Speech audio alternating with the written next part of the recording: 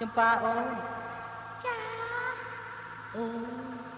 សំលេងត្រួយស្រែដោយសារិកាខ្លែផ្លាន់ចម្ប៉ា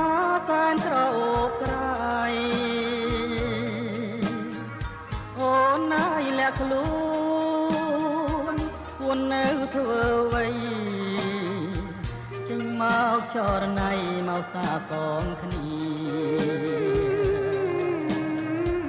រឿងអ្វីផ្លាត់ទៅបើប្រលឹងអើរឿងមករឿងប្រទៅវិញ្ញា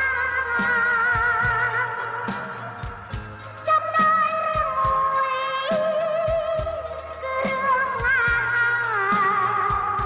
ទៅប្រងមេណាប្រកំហាក្ដីប្រឹងព្រៃក្រអូបអបក្លិនចំប៉ាជីវ៉ាកែពុំគាត់បងណាត្រីបងសូមទ្រក្លិនចំប៉ាក្មេងជ័យសូមស្គាល់ប្រណីដាក់ទៀនស្នេហា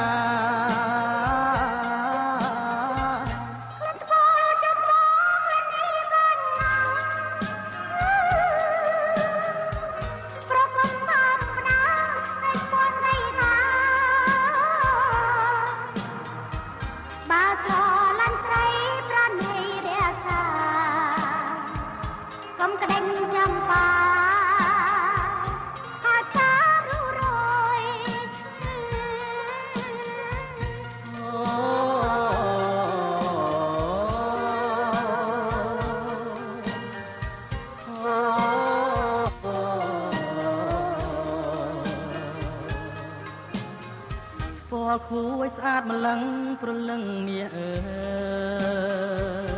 យបងនឹងក្ដិចឡាយឲ្យស្ការរុះរយបងបីថ្នាក់ថ្នមមកឲ្យស្បើចំប៉ាអូនណាយអូនកុំអៀនអេ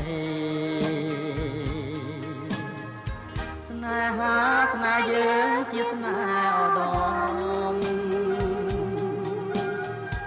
ដោយការប្រពន្ធទៅនឹងរីកឆ្នៃសូមអរទេវតាជួយឲ្យក៏ជ័យជានេះជាថ្មីកុំអា